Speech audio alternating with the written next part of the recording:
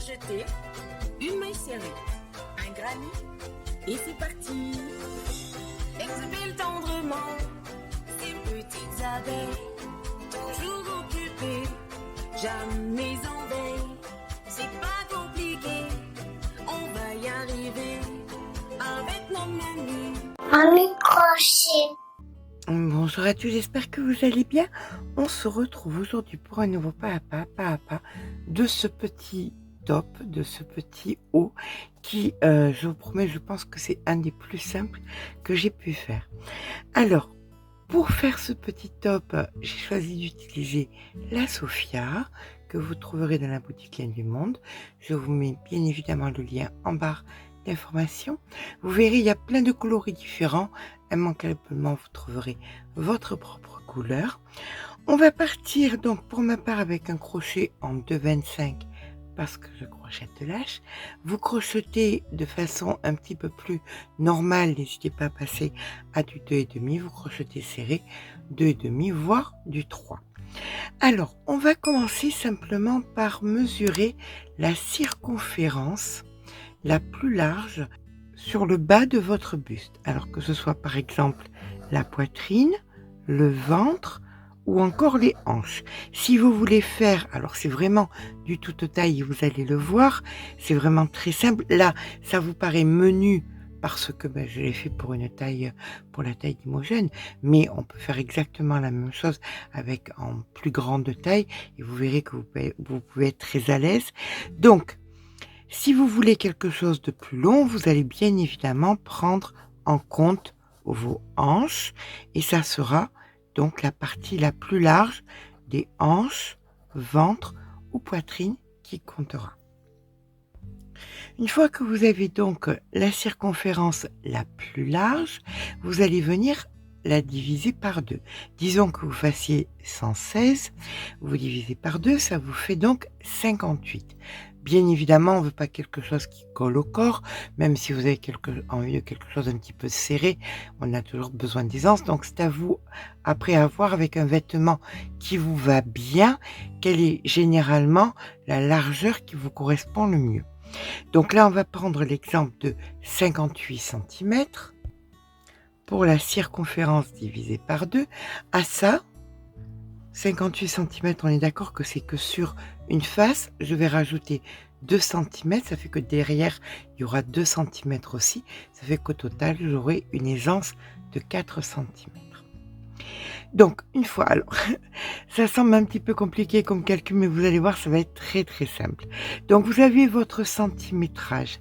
On va partir donc sur ces fameux 60 cm.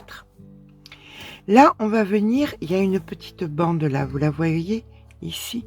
Cette bande, elle fait 20 cm de large. Donc, peu importe, voilà, ça c'est votre circonférence plus l'aisance, vous allez retirer 20 cm. Là, par exemple, il va me rester 40.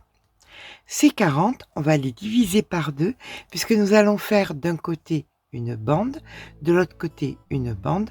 Donc, ça me fait 2 bandes de 20 cm, plus la bande de 20 cm au centre, plus la bande de 20 cm de l'autre côté.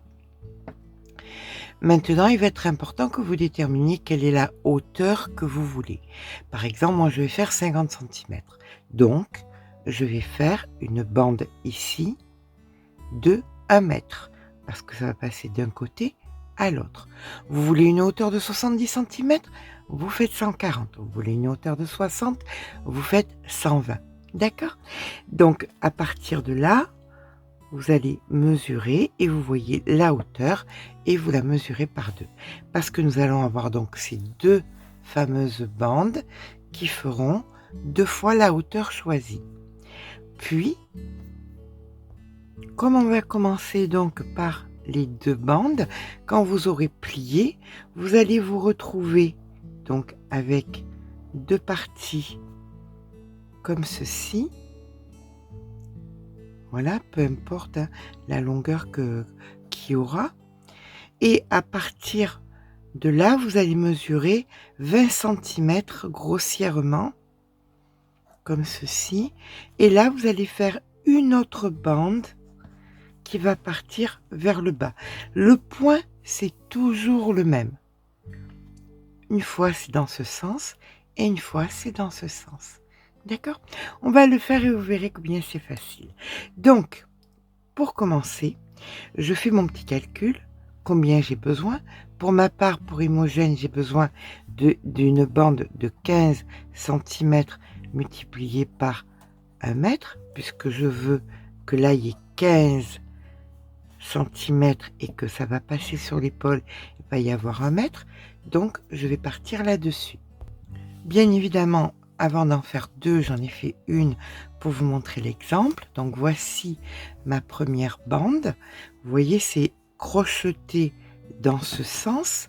On le porte comme ça, mais c'est crocheté dans ce sens.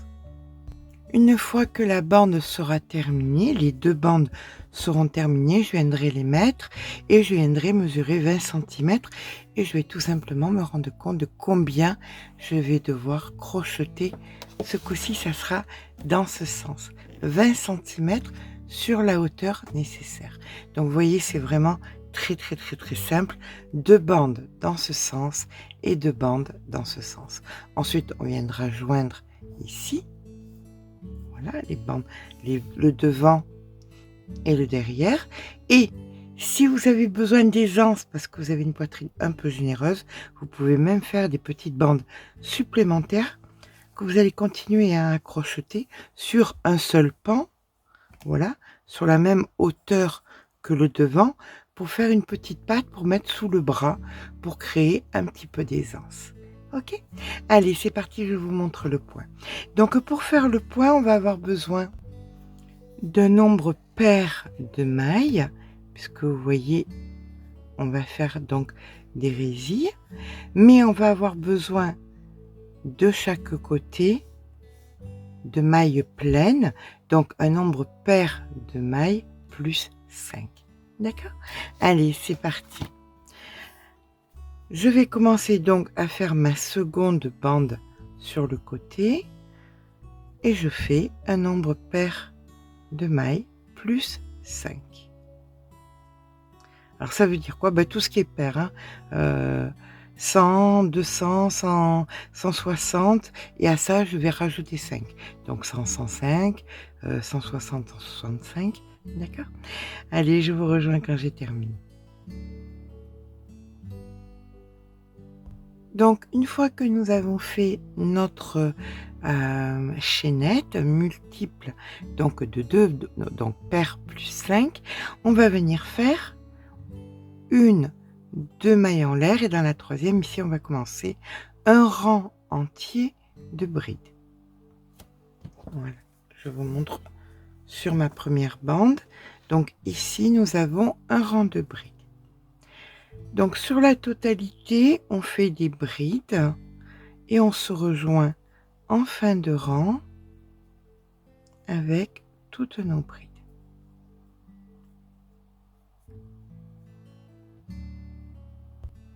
Sur la totalité des rangs que vous allez faire, il y aura toujours, alors quand on termine notre rang, on fait 2 mailles en l'air, on tourne le travail. Donc je vous disais, sur la totalité des rangs que nous allons faire, peu importe le motif, il y aura toujours au début 3 brides immuables et à la fin 3 brides. D'accord? C'est pour ça qu'il y a un plus 5. Donc là, on vient faire, après les 2 mailles en l'air, dans la première ici, les 2 mailles en l'air ne comptent pas comme une bride, hein. Donc 1, 2 et 3. Voilà. Et là maintenant nous allons faire des résilles. Donc une maille en l'air, on passe une maille, on fait une bride. Une maille en l'air, on passe une maille, on fait une bride. Et là, ça, vous allez le faire jusqu'à la fin du rang, jusqu'à ce qu'il vous reste 3 mailles que nous compléterons par 3 brides. Je vous rejoins en fin de rang. Voilà, nous arrivons en fin de rang, donc on passe une maille et il nous reste 1, 2, 3 mailles que nous allons faire en bride. Donc 1, 2, et 3. Donc nous avons bien 3 brides au départ et 3 brides en fin de rang. Allez, c'est reparti. 2 mailles en l'air, on tourne le travail, on refait nos 3 brides. Donc 1,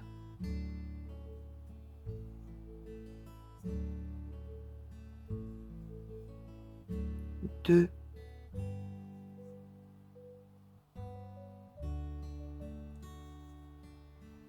3. Et là maintenant on va faire une chose un petit peu différente. On va commencer par une maille en l'air et dans la maille où vous avez votre première bride ici, vous allez faire une boulette. Le fil sur le crochet, on pique, on récupère le fil une fois, 2 fois, 3 fois, 4 fois. Un jeté, une maille en l'air. On passe donc une maille ici et là vous faites une bride. Une maille en l'air, on passe une maille. Ici vous allez refaire une boulette. Le fil sur le crochet, une fois, 2 fois, 3 fois, 4 fois. Un jeté, une maille en l'air. Dans celle d'après, ici, on fait une bride. Et ça, vous allez le faire jusqu'à la fin du rang. Donc, boulette, maille en l'air, bride, maille en l'air, boulette, maille en l'air, bride, maille en l'air, etc., etc. Ça, on fait jusqu'à la fin du rang, jusqu'à ce qu'il nous reste donc 3 brides à faire. Je vous rejoins quand c'est le cas. Voilà, donc c'est pas obligatoire que vous finissiez ici par une boulette, peu importe, ça peut être une bride. L'important étant que vous ayez ensuite une maille en l'air et vos 3 brides. Donc 1, 2 et 3. 2 mailles en l'air. On tourne le travail. Maintenant, on va refaire le rang numéro 2, c'est-à-dire on commence par nos 3 brides. 1,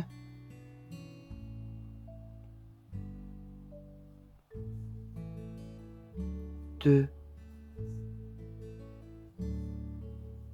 3, une maille en l'air et on va faire donc des résis, des brides sur des brides et des mailles en l'air sur les mailles en l'air. D'accord? Là, vous avez la boulette, vous faites une bride. Maille en l'air, bride.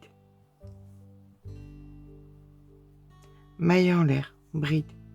Et vous faites ça donc jusqu'à la fin du rang. Fin du rang, il vous restera donc 3 brides à faire. On se rejoint en fin de rang. On arrive donc en fin de rang, notre maille en l'air et nos 3 brides. Et à partir de maintenant, bon, donc déjà on va finir notre rang bien évidemment. Voilà, la 3e bride, 2 mailles en l'air, on tourne le travail. Et à partir de là, vous allez refaire donc les 4 rangs que vous venez de faire. C'est-à-dire qu'on va commencer par le rang de bride, puis le rang de résis, puis le rang de boulette, puis le rang de résis, puis on recommencera ces séquences. D'accord?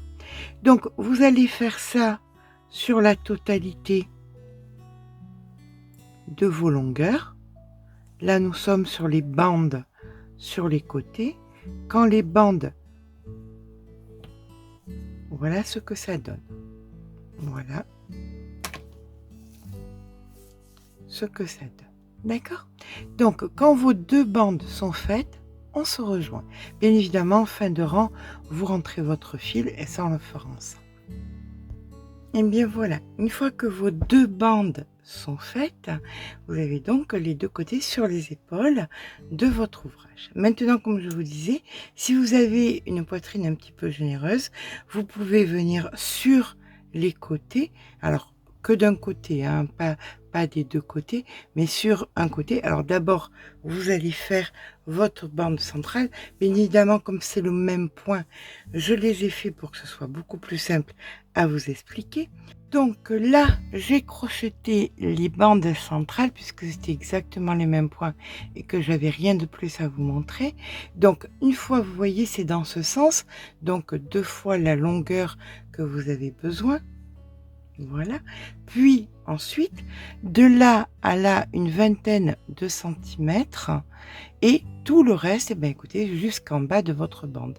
Si vous avez choisi de faire 50, 60, 70, eh bien, vous allez faire des longueurs jusqu'à ce que ça atteigne la longueur que vous avez besoin. Maintenant, il est possible que vous ayez une poitrine généreuse et que vous ayez besoin de pattes sur le côté qui vont venir sous le bras. Donc, vous allez mettre des marqueurs ici. Voilà, qui correspondent à peu près à la hauteur là. Et vous allez reprendre que d'un côté, hein, uniquement que d'un côté, ou devant ou derrière, mais pas sur les deux. Et vous allez reprendre vos séquences de façon à faire une petite patte, de façon à ce que ça puisse venir s'adapter sous vos bras. Et bien évidemment, tout va se joindre. Et on va joindre comment? Mais tout simplement, on va venir prendre, donc, je pense que c'est le mieux, c'est plus joli avec une aiguille à laine comme ceci. Alors, vous faites vos 2 pans, un qui va aller devant, un qui va aller derrière. Puis, vous viendrez prendre donc vos 2 bords comme ceci et vous allez venir joindre .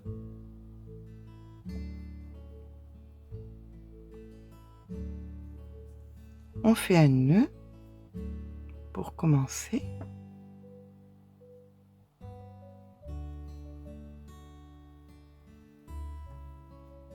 Voilà, on serre bien.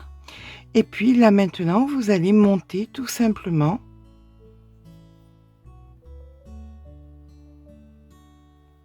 sans serrer,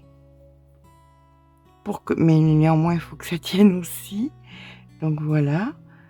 Vous faites ça jusqu'à la hauteur. Le mieux, c'est de compter le nombre de boulettes que vous avez pour avoir le même nombre de boulettes de l'autre côté et vous mettrez un marqueur.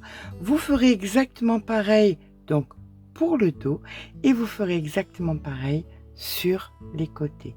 Donc vous comptez votre nombre de boulettes, vous joignez de cette façon-ci, d'un côté, de l'autre. Voilà, serré mais pas trop, pour pas que ce soit tout rabougri si on tire trop. C'est vraiment ce qu'il y a de plus simple et de plus fin. Vu que le fil il est assez fin, c'est ce qu'il y a de plus joli. Mais écoutez, comme vous voyez, il n'y a pas grand chose à faire. Simplement venir joindre donc les pièces avant des 2 côtés, les pièces arrière des 2 côtés, puis sur la même hauteur, voilà, vous joindrez les côtés avec ou sans patte. Même s'il y a une patte, eh bien vous venez joindre exactement pareil de l'autre côté. Je vous rejoins quand c'est fait. Et bien voilà, notre petit haut est monté, c'est-à-dire qu'on a cousu, joint à l'aiguille, donc la bande centrale. Dans le dos, c'est exactement la même chose. Voilà ce que nous avons sur les côtés. Comme je disais, si vous aviez besoin pour une poitrine plus forte de faire une prolongation de quelques centimètres, donc il n'y a pas de souci, ça vous permettrait d'avoir une petite patte et de pouvoir donc évaser un petit peu plus au niveau de la poitrine. Là, ce que nous allons faire, c'est que nous allons reprendre le bord ici et le faire avec un crochet plus petit pour que c'est plus de tenue. Allez, c'est parti. Que là, vous allez vous placer à l'arrière. Vous trouvez le côté que vous considérez qui est le mieux à l'arrière. Vous vous positionnez donc sur un côté et vous descendez votre crochet de 0,5. C'est-à-dire que si vous êtes en 2,5, vous passez en 2. Si vous êtes en 3, vous passez en 2,5. Si, par exemple, comme moi, vous étiez en 2,25, eh bien, je passe en 1,75. Là, je viens mettre mon fil, comme ceci. Je viens m'ancrer et même on pourrait faire des picots si vous le désirez. Allez, on va faire.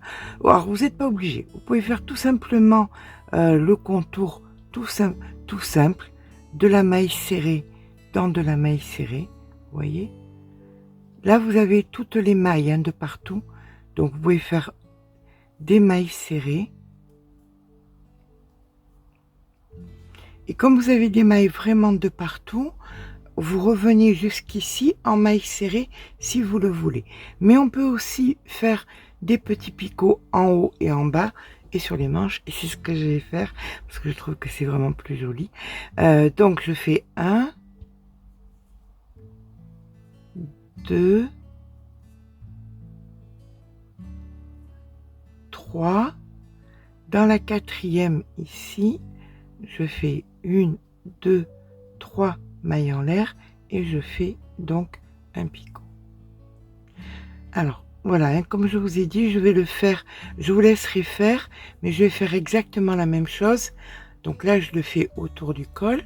Puis, alors, sur les manches, je reprends mon crochet normal et en bas, je reprends mon crochet normal. J'ai pas besoin de resserrer.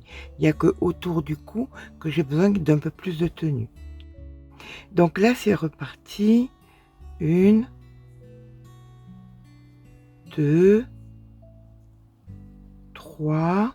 Et sur la quatrième, je fais 1, 2, 3 mailles en l'air et ici mon picot.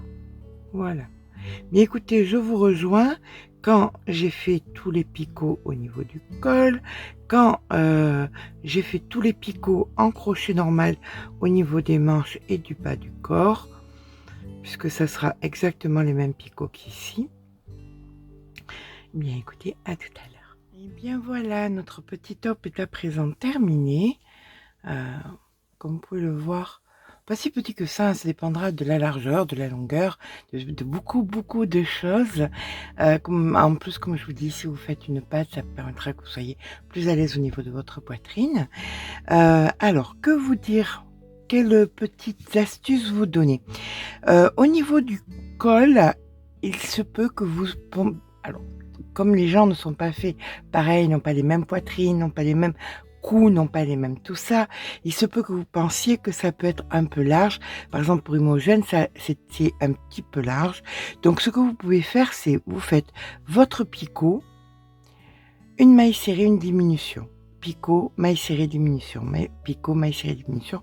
Et ce, sur la totalité donc du col, ce qui fait que ça resserre un petit peu le col, si ça vous permet d'être plus à l'aise. Après, comme je vous dis, vu que c'est le dernier rang, vous faites un essai, vous voyez comment ça se passe, et si vous sentez qu'il y en a besoin, n'hésitez pas.